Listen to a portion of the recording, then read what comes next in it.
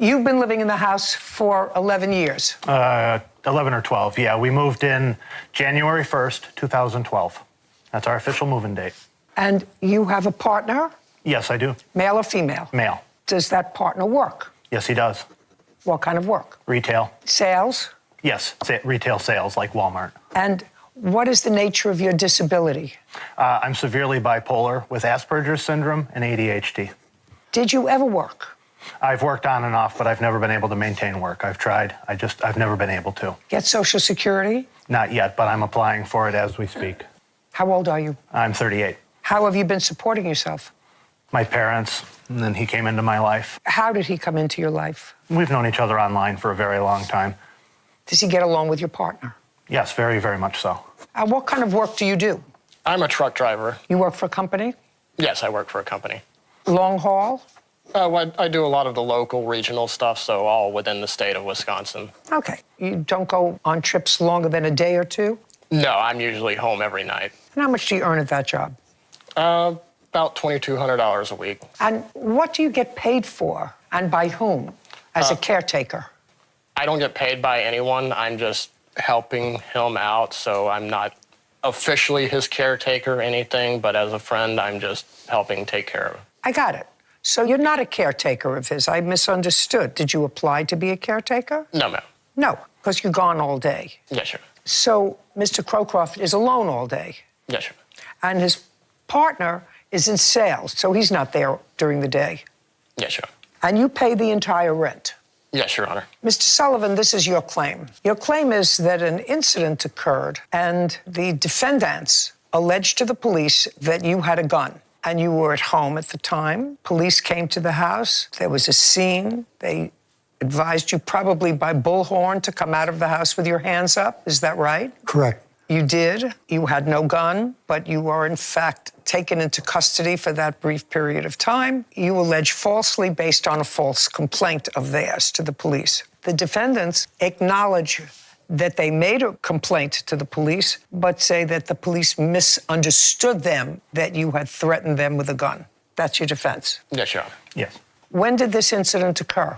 It was November 6th after midnight, so November 7th until about 3 a.m. What year?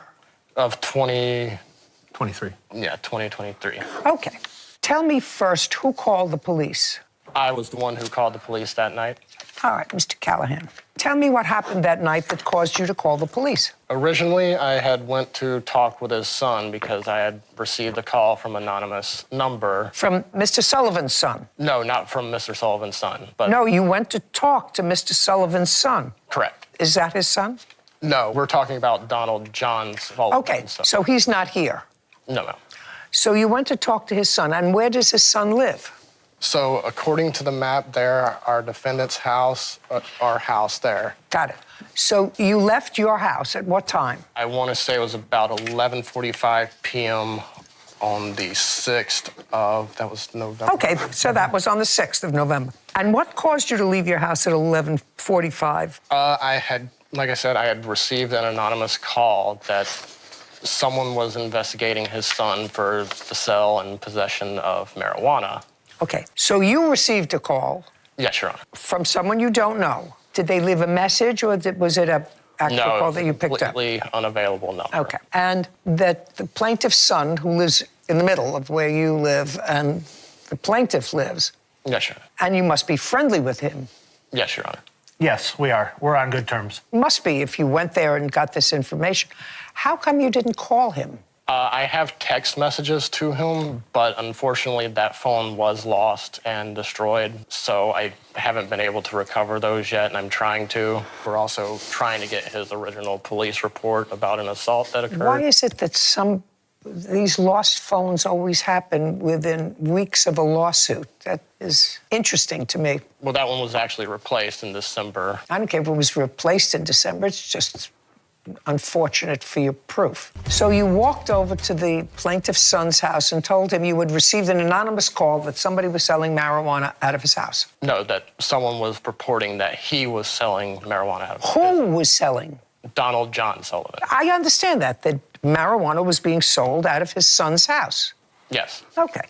And then what happened? We talked it over. After we talked it over, I returned back home. There was no issue at that point. You didn't go over there because there was an issue. I gather you went over there because you were his friend and you wanted to alert him. Yes, Your Honor. And then you went home. Come on, let me Correct. hear. And then from there, I had gone back inside and leashed up my dog and then noticed I was out of cigarettes. So I had called him and was like, hey, do you have any cigarettes? What do you mean you called whom?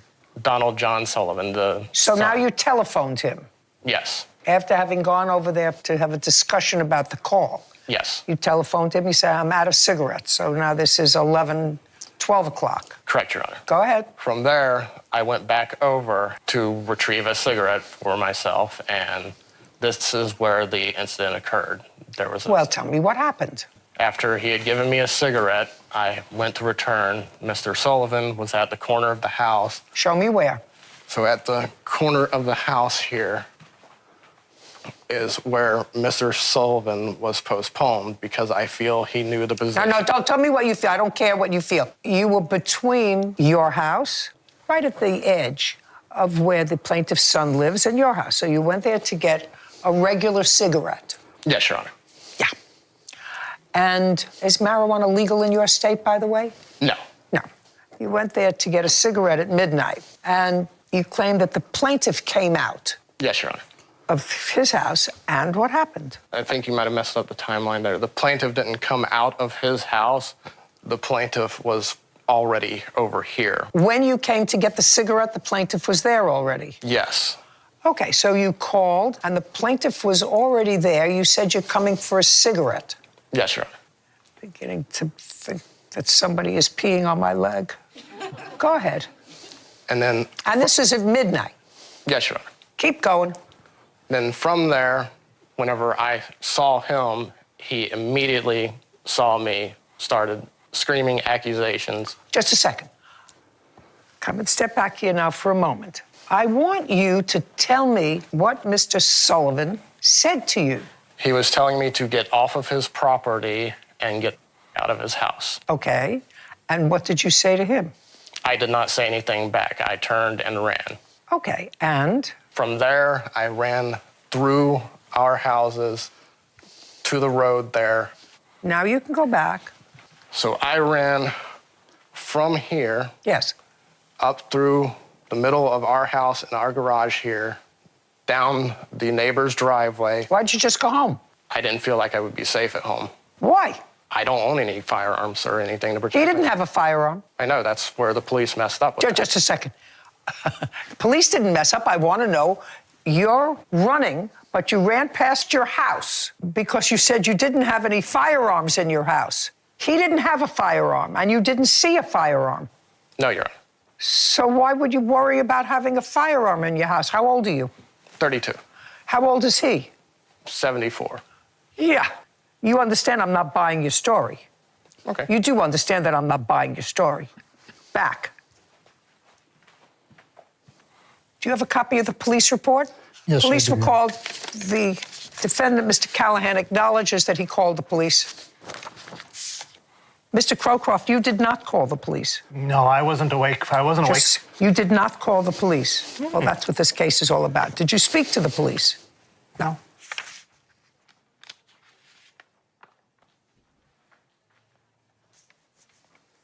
Well, Mr. Callahan, this is very clear in this police report. Actually, couldn't be clearer. The police were dispatched. It was not a mistake, as you allege, that the police didn't mistake anything. They were dispatched over a call that said that Mr. Sullivan pointed an AR-15 type rifle at him while speaking to the plaintiff's son. That's what it said in the police report. Now, I've read your answer to this, sir, and your answer suggests that the police got it wrong. Yes, Your Honor. That's what the answer says. However, the police did an investigation, and I'm going to read to you what they say, sum and substance. Callahan, that would be you, admitted that he made up the incident because he feared for his roommate. I told Callahan that he was pathetic. Callahan stated he might as well blow his brains out and stated that it would do me a favor. Callahan was arrested, that would be you, for obstruction. The officers, because had conducted a follow-up, because they were shown film footage, which evidently was from a Ring camera that the plaintiff's son has, showing the entire incident, which clearly suggested that there was no AR-15, there was no gun pointed at all. And when you were confronted with that footage, you said, all right, I made up the incident. That's what you said. This wasn't the question of the police getting the report wrong. You acknowledge you made up the incident. Okay. Mr. Sullivan, why are you suing Mr. Crowcroft? For several things. For one, he cost me loss of income because I had a young lady that was going to rent my house for 15 Where months. is she? She couldn't get off of work. Not interested in it. I do have a certified statement. I don't read certified statements, Okay. sir. Why are you suing him? We have the guy who made the false police report. He acknowledged it to the police that he made a false report. Why Mr. Crowcroft? Well, because he was in on it. I mean, so far, everything they've said is lies. As far as the people that lived there, there's 4 people that were living there. Okay, right now, all I have here is what you allege is a false arrest. False arrest. Your humiliation about that, and you are absolutely right, and you are entitled to be compensated for that. And if you look on that police report, it was 7 days later that I found out. Other than that, I had to live with the fear that I was going to be arrested. I was ordered out of my house. Just a second, I get it all, and I think that that's horrible, and he's going to pay for that. I'm trying to get to Mr. Crowcroft, why he's a defendant. They also filed a false restraining order. Who did? Mr. Crowcroft and William, both. Just a second. Forget about Callahan. He's already guilty. He lied to the police. He lied to the police about a very serious situation because if things had been different, it's in the middle of the night. If you had some police officer who was nervous and you came out of the house, it could have been tragic, reporting that you had a serious weapon in the house in the middle of the night. He's already guilty. Crowcroft, did you file for a protective order?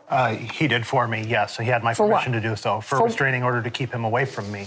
Well, Because- just a second. If you filed for a restraining order, on what date did you file for a restraining order? William? That was the 5th. The 5th, November 5th, 2023. The day before this incident. The day before the incident. Just a second. The day before the incident. And on what basis did you file a restraining order against him? William, what was the What? restraining What was the order? basis? I'm asking you. I don't know the details. He's the one who took care of the paperwork for me because I didn't understand it. Who signed it? You? Yeah, I did sign it. Just a second. I'd like to see it. I have it here, Your Honor. By the way, when I'm looking at this, Mr. Sullivan, you both still living in the house, correct? Correct. Yes. Okay. Is there a lease now, or is There hasn't been a lease in 11 years. It- We only had one for the first year. I got it. Okay. So you're a month-to-month tenant. Yes. When was the last time that rent was paid? William? That would be, oh geez, what are we in? We're in That January. was January 1st, Of this year? 2024. Yes, Your Honor. So they're up to date in their rent. Yes. Now, I don't see what the basis was for your protective order. For the protective order, we ordered it because in the previous year, No. I want to know him, not you. Him. Why was it filed? Is that what you're asking? Yeah, you need facts for a protective order. Because Donald followed me around. He was harassing me. He would not leave me alone. He kept coming over, asking questions, and just being rude. I would be sitting in the garage. He'd come walking up, and he'd be demanding things out of me, and just... He knows I'm bipolar, and he knows that kind of interaction is very hard for me. I think you should move, actually. I actually think that you should move. I'd love to. Well, you should. You're not paying any rent. You might as well not pay rent someplace else. Take them with you. If you have issues and they're exacerbated by the plaintiff, move. You've been there 12 years. You got somebody else to pay the rent. Move. Okay, anyway, the maximum jurisdiction for this court, and I'm dismissing your case against Mr. Crowcroft. Do you understand? Okay. Nothing happened was a result of this protective order. What happened to you was a result of Mr. Callahan's false reporting to the police that you had a weapon, which could have resulted in a tragedy, which caused you to be removed from your home, as per directed by the police. You say that neighbors came out, I'm sure when the police arrived. There was more than one police car or just one? 5. 5 police cars. At what time in the night? 12:30. In the morning? Yes. Yeah. Frightening. Frightening for anybody. More frightening for somebody in their 70s, and absolutely outrageous because you consciously lied to the police. Judgment for the plaintiff in the amount of $10,000. We're finished here. Thank you. This court is adjourned. I'm not truly in agreement with them because the police did try to bring up charges against me, but they dropped those because they found the video was edited. I was very happy with it. There's a lot of information that was missed out on. I hope it sets an example for people that make false police reports. Mr. Sullivan's always been a very hostile person, and this is just a continuation of that. The incident happened the day after they were served their eviction by the sheriff's department. No, the eviction was thrown away, and his son actually took over the property and has begun remaking the repairs because his eviction was retaliatory against us for calling code enforcement because the house is just withering away, and he just sits there with his hands folded and does nothing. Well, I was ordered to come out of the house with my hands above my head. At that time, I didn't see a firearm in his hand. What I had reported to the police was I was approached aggressively by Mr. Sullivan. And they said it's a very serious matter. When I come out of the house, they ordered me to lift up my shirt and turn around and told me that they'd probably be coming back to arrest me. I told them to be wary. He does own firearms, and they took that as me saying he had a firearm that night. I was accused of pointing an AR-15 at a tenant that I'm trying to evict. I never claimed anything about an AR-15 with the report. I just stated to the police on the phone that he had weapons. My little sister was crying in the house because she thought my dad was going to jail. I was calling up my family, telling them that we might need to go somewhere because I thought my dad was going to jail. Don't lie to the police, and definitely do something about your roommates being assaulted before it's too late. I'm just happy to be alive, and I'm happy to have it over. Friends, I am absolutely shaking with anger after watching this case. We just witnessed one of the most dangerous and evil things a human being can do to another. Let's talk about William Callahan, the evil tenant. This 32-year-old man had the cold-blooded audacity to call 911 at 12:30 in the morning and tell the police that his 74-year-old landlord, Mr. Sullivan, was pointing an AR-15 rifle at him. Do you realize how close this came to being a tragedy? 5 police cars swarmed that house in the middle of the night. They used bullhorns to order a 74-year-old man out of his own home with his hands up, making him lift his shirt to check for weapons in front of all his neighbors. This wasn't a misunderstanding. This was a calculated attempt to use the police as a weapon because Callahan didn't want to get evicted. He literally gambled with a senior citizen's life just to stay in a house rent-free. The most disgusting part, Callahan actually sat there in court and tried to blame the police, saying they got it wrong. No sir, you got caught. Thank God for technology because the ring camera footage from the son's house proved there was no gun, no rifle, and no threat. When the police confronted him with the video, Callahan actually admitted he made the whole thing up. He sat there in front of Judge Judy and tried to act like he was protecting his roommate, but in reality he is a pathological liar and a danger to society. I am beyond satisfied that Judge Judy awarded the maximum $10,000 to Mr. Sullivan. Honestly, Callahan should be in a prison cell for what he did. Falsely reporting a weapon like an AR-15 in the middle of the night is a death sentence for the victim if one police officer gets nervous. My final take, this is the definition of a tenant from hell. If you are a landlord, install cameras today. Technology is the only thing that saved this 74-year-old man from a nightmare. But I want to hear from you guys. Is $10,000 enough for a man whose life was put in danger by a lie? Or should this tenant face criminal charges? Let me know in the comments. Hit that like button and subscribe for more courtroom reality checks. Until next time, stay safe and watch who you rent to.